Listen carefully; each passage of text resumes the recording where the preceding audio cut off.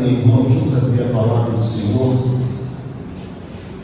em Apocalipse, capítulo de número 3, versículos de 1 a 6. Apocalipse, capítulo 3, versículos de 1 a 6. Último livro da Bíblia Sagrada.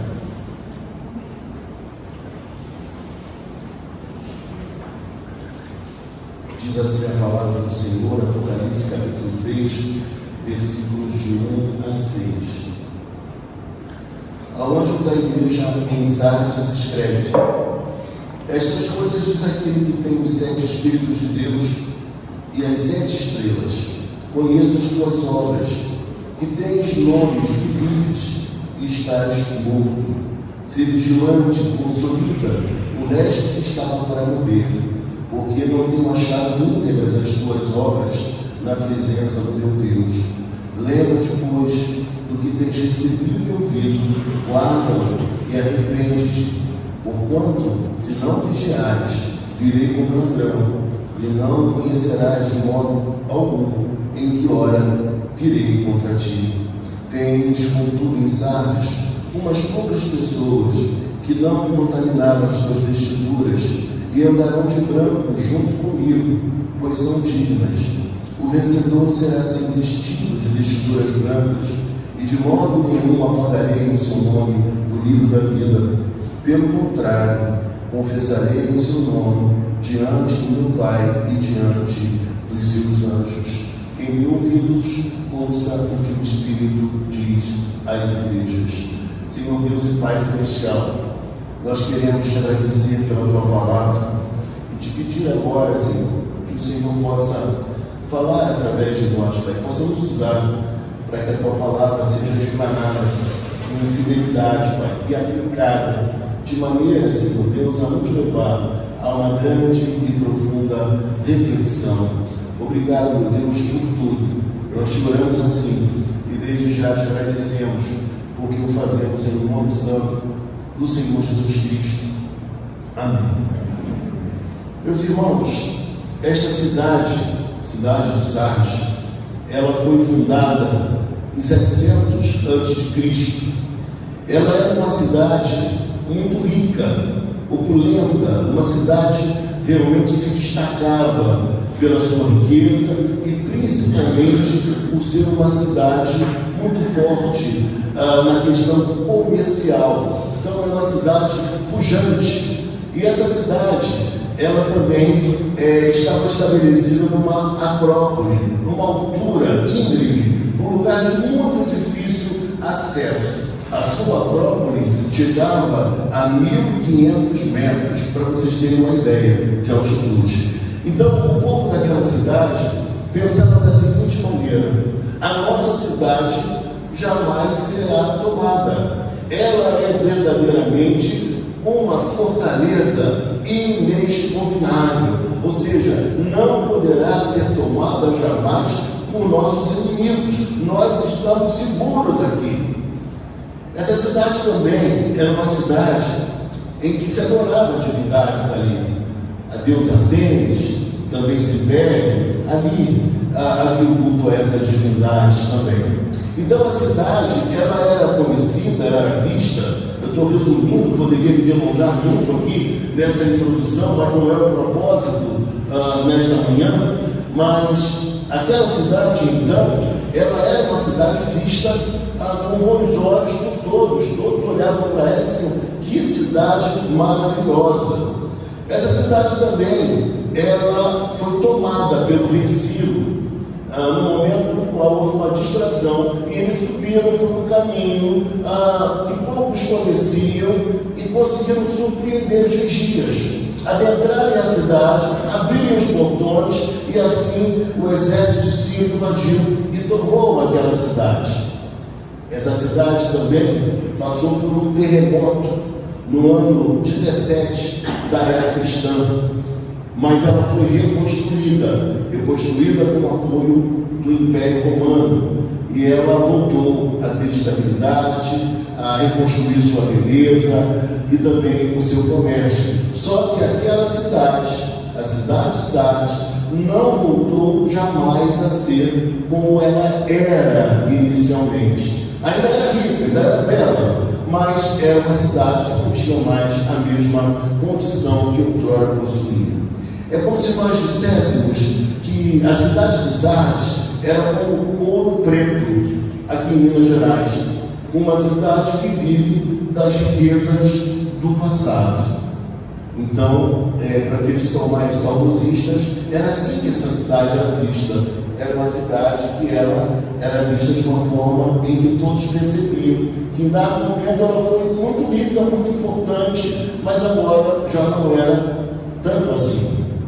E quando nós olhamos para a igreja, que estava também estabelecida naquela cidade, não sabemos quando foi que essa igreja foi plantada, quem foi que plantou a igreja de Sardes, mas uma coisa nós sabemos: a igreja assumiu as mesmas características vigentes no meio da sociedade local. Ou seja, a igreja se achava forte, pujante, poderosa, uma igreja maravilhosa. Era assim que a própria igreja se via. Mas quando nós olhamos para o texto, no capítulo de número 3, versículo 1, nós vemos que o Senhor escreve a esta igreja, mas Ele não traz, nesse contexto, nenhum elogio à igreja de Sardes. Então veja que o Senhor vê a igreja numa perspectiva completamente diferente da perspectiva dos seus próprios membros. Os seus membros a viam como uma igreja maravilhosa, mas o Senhor não a enxergava desse jeito. É por isso que a gente costuma dizer, que Deus não vê a aparência, o Senhor vê de fato o coração, o Senhor vê a nossa intimidade. E ao olhar para o texto ainda, o texto diz que estas coisas, diz aqui que tem os 7 Espíritos de Deus. Não são 7 Espíritos, mas o texto quer mostrar que o Espírito Santo de Deus, ele é pleno, ele é completo. E quando ele chega com poder e graça, ele faz aquilo que Deus deseja realizar. Então, o texto nos fala que são os 7 Espíritos de Deus, mas é o Espírito Santo como o Espírito perfeito, o Espírito pleno, o Espírito completo de Deus. E o texto prossegue nos dizendo então que o Senhor conhecia aquela igreja em sua intimidade. Da mesma forma que o Senhor também conhece a você e conhece a mim. Todos olhavam para aquela igreja, inclusive nas cidades no entorno, e as pessoas viam aquela igreja como uma igreja excelente, como uma igreja maravilhosa, como uma igreja de fato que deveria ser reconhecida como uma grande bênção. Mas o Senhor fala que conheço as tuas obras, que tem um nome de que vives e estás morto. O Senhor não vê aquela igreja como se fosse uma igreja viva. O Senhor vê aquela igreja como uma igreja morta. E é curioso lembrar de uma história que eu li há muito tempo atrás, de um pastor que estava muito entristecido com a sua igreja, com a vida que os irmãos levavam, que um belo dia ele resolveu, também você conhece essa história, ele resolveu fazer o sepultamento da igreja. Conhece essa história, não? Então, ele pensou assim: vou fazer o sepultamento da igreja. E na semana seguinte ele marcou o culto, tudo certinho. Irmãos, venham. Olha, irmãos, e até aqueles que não estavam vindo vieram nesse dia, no dia do sepultamento da igreja. E o pastor colocou um caixão bem próximo ao púlpito. E as pessoas foram chegando à frente para olhar como era aquele caixão. E quando elas chegaram bem perto do caixão, quando elas olharam, havia um espelho. E quando a pessoa se via ali, ela curvava a cabeça e, muito sem jeito, ela saía geralmente chorando, emocionada, porque aquela realidade da igreja era a própria realidade daquelas pessoas. A igreja só pode estar morta se as pessoas estiverem mortas, porque nós somos a igreja. Então, faltava vida espiritual naquele lugar. E aí, meus irmãos, uma coisa importante, o texto vai nos dizer: ser vigilante consolida o resto que estava para morrer, porque não tenho achado íntegras as tuas obras na presença do meu Deus. E aí você vai pensar, mas então essa igreja tinha obras. E que bom que uma igreja tem obras. Isso é extraordinário, isso é espetacular. Entendo que é o Senhor Jesus falando através do texto escrito pelo apóstolo João. Não é um texto meu nem seu, é um texto sagrado que está dizendo. Então essa igreja ela tinha obras, mas essas obras elas não estavam agradando ao Senhor. E por que, irmãos, essas obras não agradavam ao Senhor? Talvez você já tenha visto igrejas por aí que elas dizem assim: nós temos as técnicas para o crescimento de uma igreja. Nós temos a receita para que uma igreja possa ser grande, para que ela seja revitalizada, que a igreja cresça, que a igreja seja pujante. Essa igreja era uma igreja assim, porque ela tinha, podemos dizer, um bom orçamento, ela estava até mesmo crescendo, era uma igreja forte, crescida. Ela era também uma igreja que nós podemos dizer, tinha uma boa programação semanal. E se trouxéssemos para hoje, nós vimos que aquela igreja, ela estava presente nas redes sociais, no YouTube, no Facebook, no Instagram. Ela estaria, se fosse uma igreja presente, com toda essa estrutura muito bem montada, com profissionais, com gente técnica, com gente aprimorada, para colocar os melhores posts na internet, para viralizar na internet, para ter de fato uma boa repercussão na mídia. Essa igreja, ela cumpria esse papel e aos olhos de todos era uma igreja viva, era uma igreja com boa reputação diante de todos. Você conhece alguma igreja assim? Que todos olham e falam: gente, que igreja bacana, que igreja viva, que igreja maravilhosa. Ela tem um excelente orçamento, ela constrói o que quiser, ela compra o que ela quiser. Essa igreja investe em tudo, essa igreja tem uma membresia grande, essa igreja é sensacional. Talvez você conheça uma igreja assim. E esse era o lado que o Senhor demonstrava uma grande insatisfação com aquela igreja, porque aparentemente ela era uma igreja viva, mas ela estava moribunda, ela estava morta. E conta-se a história também que um pastor, ele foi visitar uma igreja, um líder muito importante de uma denominação, e ele foi visitar uma igreja. Chegando naquela igreja, ele entrou sem que ninguém soubesse quem ele era, a personalidade que ele era. Ele se assentou, assistiu o culto, saiu e foi embora. Ele entrou, saiu, ninguém falou com ele. O louvor também, ele nunca viu um louvor em que as pessoas não cantavam. E ele, por ser um grande líder, ele ficou tremendamente triste com aquilo que ele presenciou ali. E ao sair do culto, ele foi jantar com a sua esposa em um restaurante. Chegando no restaurante, ele foi recepcionado com muita alegria. No estacionamento, o ajudaram a pôr o carro. Depois ele entra conduzido por um garçom que o põe a uma mesa muito bem localizada, tudo muito organizado, muito bonito. O garçom o tratou com uma gentileza tremenda. E ao final de tudo, o garçom disse para ele: olha, quando o senhor voltar aqui outra vez, nós teremos o máximo prazer e alegria em recepcioná-lo de novo aqui em nosso restaurante.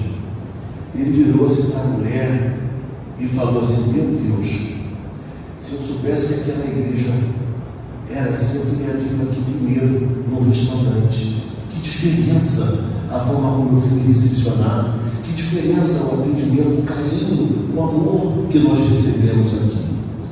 E talvez esse seja o quadro de muitas igrejas também. Porque quando nós estamos cheios do Espírito Santo, vivos, nós cantamos com alegria.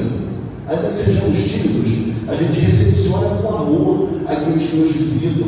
É assim que a coisa funciona. A gente tem vibração, a gente acredita na coisa. Ainda que saibamos que a igreja possa não estar muito cheia em determinado dia, ainda assim nós estaremos lá para louvar a Deus e para cultuar o Senhor. Nada disso seria dificuldade para nós se nós estivéssemos vivendo cheios do Espírito Santo. Porque quem está cheio do Espírito Santo vibra, está vivo, está pulsante.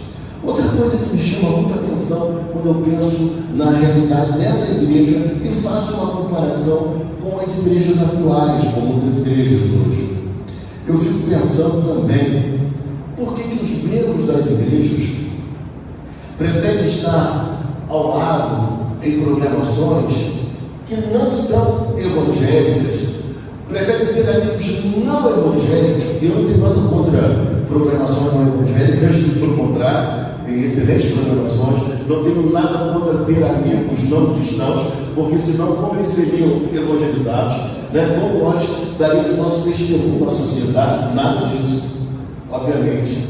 Mas o que me estranha é a gente não prezar o convívio com irmãos, é a gente não se aproximar das pessoas, de estar perto delas. Por vezes nós preferimos estar numa roda de amigos que a gente nem os conhece muito bem ainda, do que estar no meio da igreja, numa programação, num culto, junto aos nossos irmãos. A gente prefere estar naqueles ambientes, naqueles cultos em que sabidamente estarão bombando, como dizem por aí hoje, né? Mas que nem sempre o movimento que está ocorrendo ali é um movimento bíblico que agrade a Deus e, portanto, são questões que nós precisamos pensar e refletir.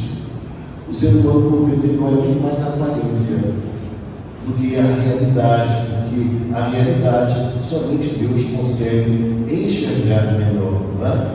A gente vai às vezes a um restaurante e a gente prejulga porque o restaurante ele está vazio, é porque o restaurante deve ser muito ruim, quando por vezes a nossa análise pode ser muito curta, não ser uma visão bem embasada. Pode não ser isso, pode ser um outro fator, alguma outra questão que nós não saibamos. E quando a gente pensa naqueles que olham somente a aparência, que fazem uma análise superficial, me vem à memória um outro caso que eu já comentei com vocês há muito tempo atrás, de um pastor que eu conheci. Ele era um pastor de uma igreja importante, uma igreja centenária. E esse pastor ele foi, em determinado momento, a uma programação de pastores. E ao chegar ali naquela programação, ele, como pastor de uma igreja muito importante, ele foi chegando e passando pelas pessoas e as cumprimentava. E passou numa roda de pastores, estendeu a mão, falou com todo mundo e foi embora. Só que aquele pastor, meus irmãos, ele era baixinho, meio curvado, não era aquilo que se possa chamar de uma pessoa bonita, ele não era bonito, tinha uma voz muito feia, e ainda por cima esse homem se arrumava muito mal, não sabia se vestir direito. Só que ele passou naquele grupo, todos falavam com ele e foi embora. Quando ele passou, um pastor virou-se para os demais e disse: "Vocês sabem quem é esse homem ali?" Eles disseram: "Não, esse homem é o pastor daquela igreja tal, centenária." Gente, é ele que é o pastor daquela igreja? Aí todos deram um jeito de sair daquela roda e ir lá falar com o homem de novo, como se não tivessem falado com ele anteriormente. E aí você vê que como nós somos, como o homem avalia o outro, como é a maneira de nós nos comportarmos. Mas o Senhor diz da seguinte maneira: ser vigilante e consolida o resto que estava para morrer, porque não tenho achado íntegras as tuas obras na presença do meu Deus. Lembra-te, pois, do que tens recebido e ouvido. E aqui o Senhor traz para aquela igreja algumas lembranças preciosas que aquelas pessoas deveriam repensar na sua espiritualidade. O Senhor traz a solução para o problema que envolvia o coração de cada irmão e de cada irmã, que haviam se esfriado, que não estavam mais vivendo de forma alegre a espiritualidade cristã. Então o Senhor diz: lembra-te, pois, do que tens recebido e ouvido. Ou seja, vocês receberam a palavra, vocês não tiveram um ensino equivocado, vocês tiveram de fato a exposição bíblica. Vocês não ouviram qualquer coisa, vocês ouviram o que Deus queria comunicar à igreja. Portanto, lembrem-se daquilo que Deus já falou com vocês. E parece que nós temos uma tendência a nos esquecer daquilo que Deus realiza na nossa vida. Eu não quero aqui pegar pesado com as mulheres, só para exemplificar, porque eu sou homem e tenho uma mulher. Você já repararam que quando você chega para a esposa, você já fez diversas coisas para ela, que agradasse o seu coração, que a alegrasse, mas de vez em quando a esposa, se não falou, vai falar para você ainda: faz tempo que você não me leva para... Olha, você nunca me levou para jantar fora. Ou então, você não me ajuda quando você está ajudando. Da mesma forma também, eu creio que o homem também cometa os seus deslizes nessa situação. De alguma forma, o homem também. Porque nós temos uma tendência a nos esquecermos daquilo de bom que o outro faz para nós. E quando o outro faz constantemente algo de bom para nós, aquilo se torna corriqueiro. E se tornando corriqueiro, a gente acha que é praticamente uma obrigação dele fazer aquilo. A gente não agradece mais, a gente não reconhece mais, a gente não diz mais obrigado por tudo aquilo que você tem feito por mim. Então, a nossa memória espiritual precisa nos conduzir a relembrar aquilo que nós temos, o que desde o texto nos fala, do que temos recebido e que temos ouvido. Mas ele não manda apenas, gente, nós lembrarmos daquilo que temos ouvido. O texto fala também, aqui aparece o verbo guardar, guarda. Nós devemos guardar, observar, valorizar todas as lições que nós temos recebido da parte de Deus como instrução de sua palavra. Isso não pode ser esquecido por nós de maneira alguma. Mas qual é o problema? E qual é o problema de muitas igrejas hoje? Nós nos esquecemos daquilo que Deus nos comunica, porque nós deixamos de congregar, nós deixamos de ler a Bíblia, nós deixamos de orar, nós deixamos de ter comunhão com os nossos irmãos. Vocês sabiam que o pastor, quando batiza uma criança da igreja, ele faz uma série de perguntas? Dentre as perguntas que ele faz, quem lembra? Quem sabe as perguntas que o pastor faz? Alguém sabe? Não? O pastor pergunta: você promete trazer o seu filho à igreja? Você promete ler a Bíblia com ele? Você promete orar com o seu filho? É por esse motivo que nós não podemos batizar filhos de descrentes. Porque como é que o descrente vai trazer o filho à igreja? Como é que o descrente vai assumir o compromisso de orar com o filho e de ler a Bíblia? Difícil, é muito raro. Então, da mesma forma, irmãos, quando nós deixamos de agradar o Senhor com as nossas obras, quando elas não são apenas obras formais, mas são fruto do nosso coração, é quando a gente não deixa enfraquecer, arrefecer a nossa paixão pela leitura da Bíblia, da oração, do louvor, da adoração e também da nossa comunhão com outros irmãos. Nós precisamos dessa comunhão. Essa comunhão ela é salutar, ela nos revigora, ela nos traz ânimo novo, ela faz bem a nós. Irmãos, se nós somos surpreendidos às vezes por pessoas com as quais convivemos negativamente, imagina você quando nós nos relacionamos abertamente com muitas pessoas e passamos a conviver com elas tão perto, sem ao menos termos conferido se essa pessoa está realmente em condições de fazer parte do nosso núcleo familiar ou de amizade. São questões que nós precisamos repensar.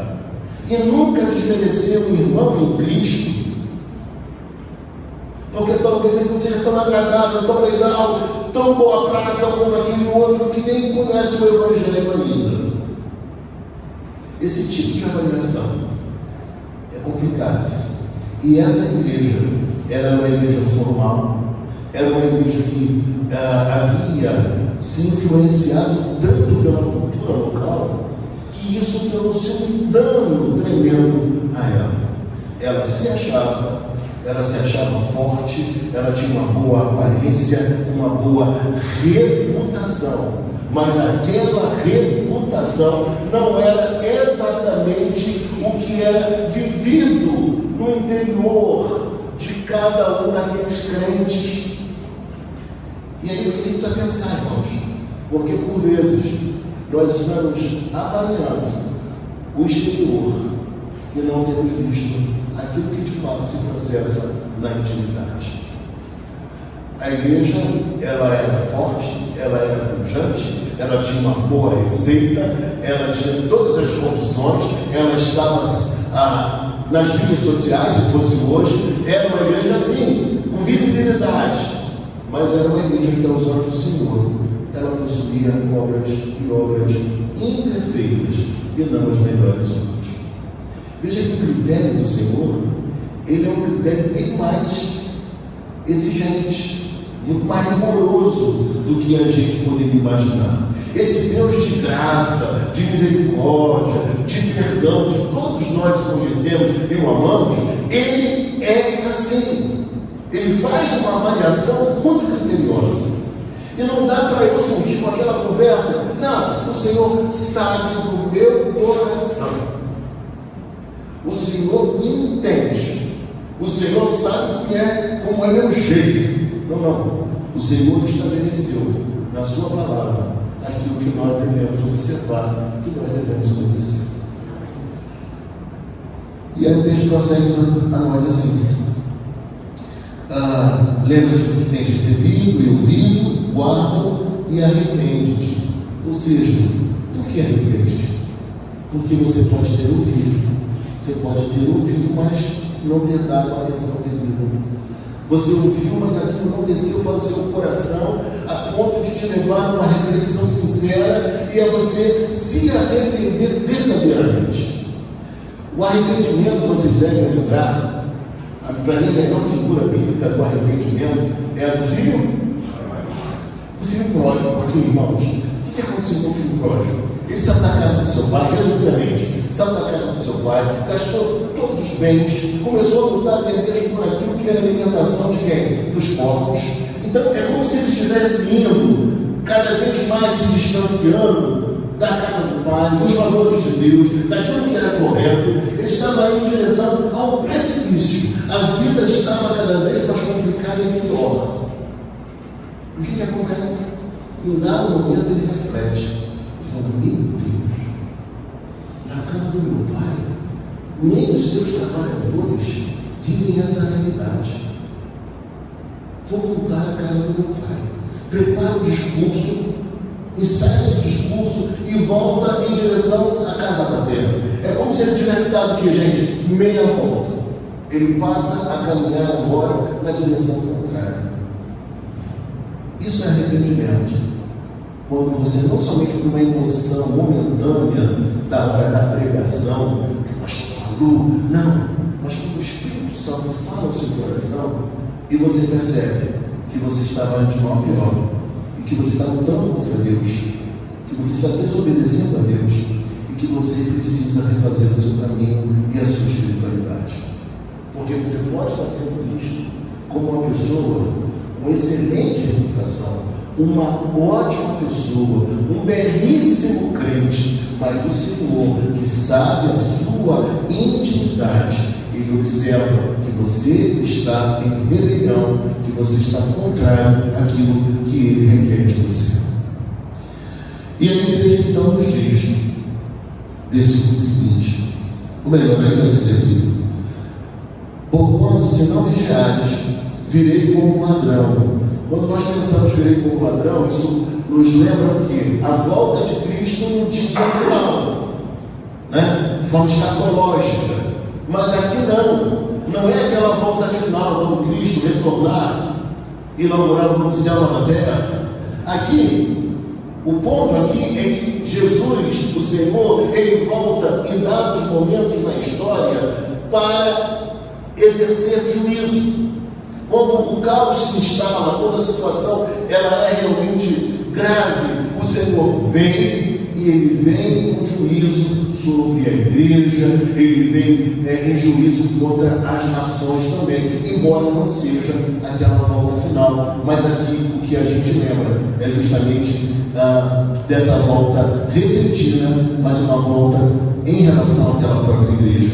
E o texto diz, veja comigo: virei como ladrão, e não conhecerás de modo algum em que hora virei contra ti. O que Deus está falando com aquela igreja e com a gente hoje?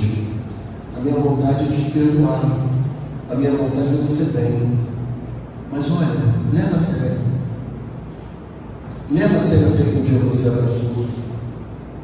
Não é que ele esteja dizendo, seja um crente ultrapassado, seja alguém que não viva a sua vida, não é nada disso. Mas viva a sua espiritualidade com vigor, com alegria, com entusiasmo. Não perca essa vibração que é tão importante para a nossa espiritualidade.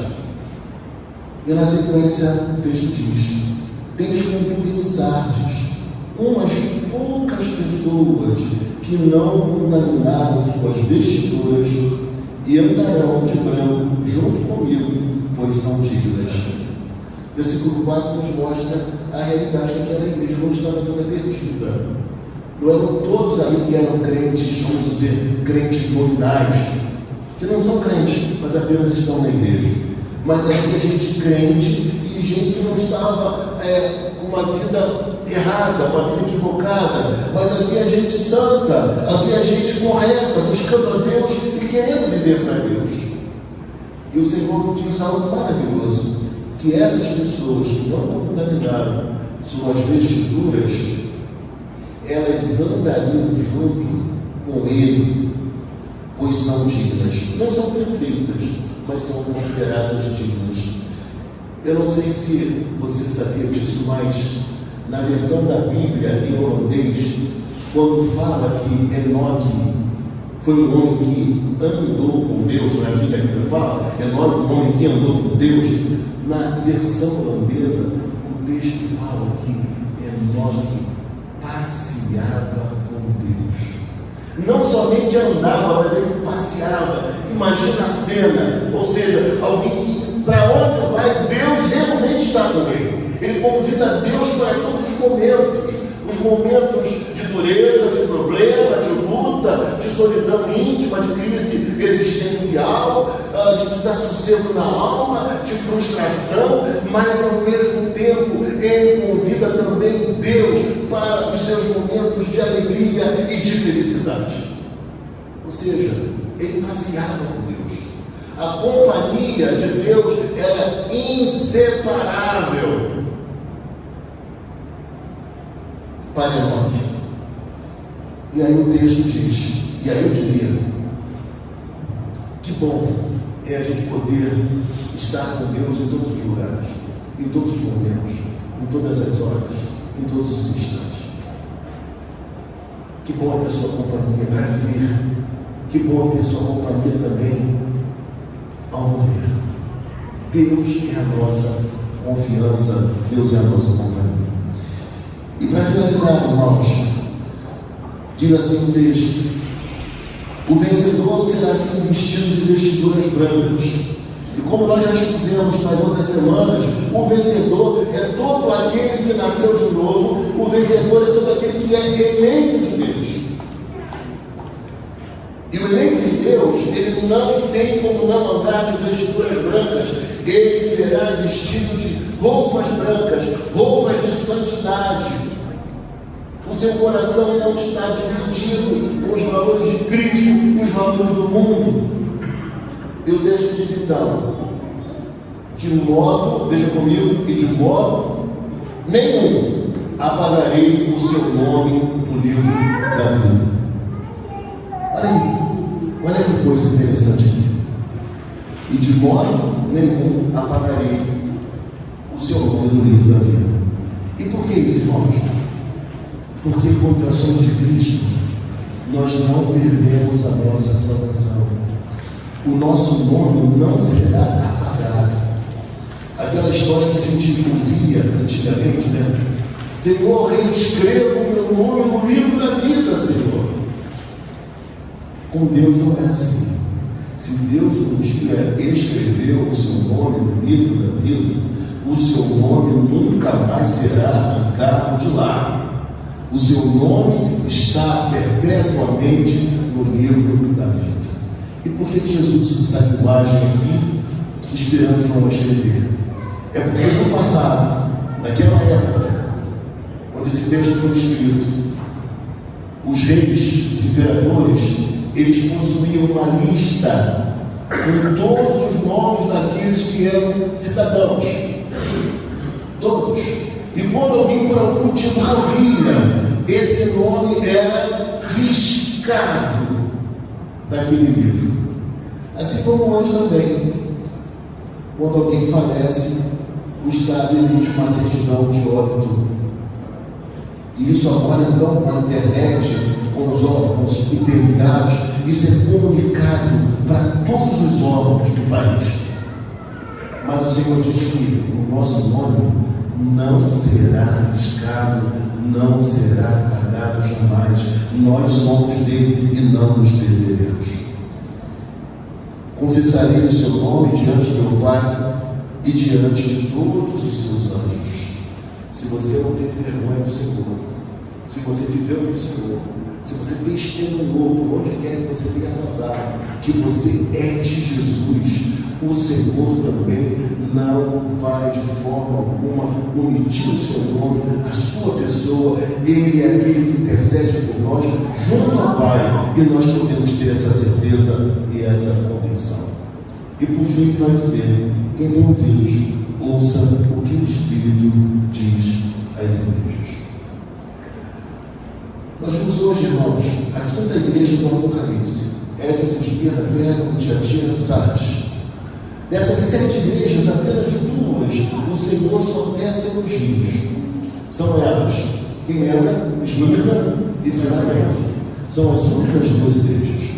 Mas curioso dizer que em relação à igreja de Sardes, o Senhor não tece nenhum comentário elogioso. Até as suas obras elas eram desagradáveis ao Senhor, embora elas existissem. E isso por quê?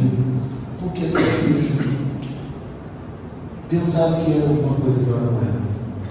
Porque aquela igreja, ela estava vivendo de reputação e das glórias do passado. Assim como a gente encontra muita gente que fica falando assim, eu já falei também, tá? Tenho que confessar, que tempo maravilhoso foi aquele, que momento, que coisa maravilhosa, extraordinária. Não tem problema você lembrar de coisas boas que você já vivenciou. Isso é bom, é salutar. Mas quando você vive de passado, você está se esquecendo daquilo que Deus tem para realizar hoje na sua vida. Deus não parou de agir na história da igreja e na nossa história particular. E é essa ideia que nós precisamos ter.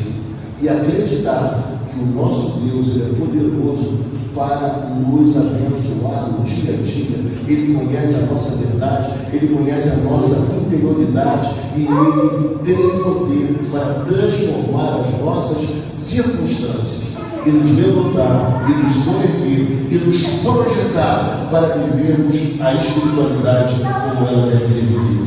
Então, quais seriam as soluções para essa igreja? Para ter obras que o Senhor se agradasse dessas obras, para que essa igreja fosse conquista pelo Senhor em sua atitude. Em primeiro lugar, voltar à prática o quê? Da palavra de Deus, voltar a observar a palavra de Deus. Segundo lugar, essa igreja precisaria o quê? Dar vazão ao Espírito Santo, para que o Espírito Santo viesse a aquecer aqueles corações e que assim eles pudessem vivenciar a prática cristã com a mesma alegria, com a mesma fé, com o mesmo vigor do passado. E na manhã de hoje, eu queria orar com você, que veio aqui nesta manhã, mas que a semelhança da igreja de Sardes, que bem como a cidade, que possui uma bela reputação, mas você se sente por vezes um tanto quanto morto espiritualmente. E Jesus te estimula a viver o reavivamento espiritual. É Ele que introduz o reavivamento através da pregação da palavra, através da ação do Espírito Santo e através da nossa volta a viver a piedade da vida cristã, a produzir obras, mas com um coração alegre, amoroso e completamente dependente da graça e do amor do favor do Senhor. Vamos orar, finalizando, eu quero orar com você, que nessa manhã diz: pastor, foi duro ouvir o que nós ouvimos hoje, mas eu reconheço que preciso de um reavivamento. Eu tenho deixado para lá a minha espiritualidade. Eu tenho deixado de fazer as coisas que eu fazia. Eu não tenho deixado o Espírito Santo agir na minha vida, no meu coração. Vamos orar nesta hora, vamos ficar em pé. Senhor Deus e Pai Celestial, nós te agradecemos, ó Deus, pela tua palavra, que nos ensinou na manhã de hoje tantas coisas importantes, Pai. E que por vezes, ó Deus, nós não queremos, Pai, nos curvar, nos quedar, reconhecer, ó Deus, que precisamos, Pai, olhar para a tua palavra e verificar que por vezes o Senhor está falando conosco. E quando o Senhor fala conosco, nós precisamos ouvir o que o Espírito diz às igrejas. Ó Deus amado, obrigado por essa palavra, Pai, que nos chama a atenção e que nos chama a atenção, por essa palavra que nos faz repensar a nossa espiritualidade e a maneira de enxergar, ó Deus, a vida cristã. Nos ensina, Pai, sempre mais humildes, a aprendermos uns com os outros, Pai. Nos ensina a reconhecer, ó Deus amado, que a tua palavra é de fato, ó Deus, a lâmpada, a direção certeira para o nosso viver. Perdoa, Pai, perdoa a dureza do nosso coração. É assim que nós choramos nesta hora, porque acreditamos, Pai, que o Senhor é poderoso para não deixar, ó Deus amado, que ninguém morra espiritualmente, Pai, porque não podemos morrer se somos eleitos teus, Pai. Mas precisamos sim, ó Deus, ouvir a tua voz e abrir a porta para ter comunhão com o Senhor. E é isso que nós queremos fazer hoje, Pai.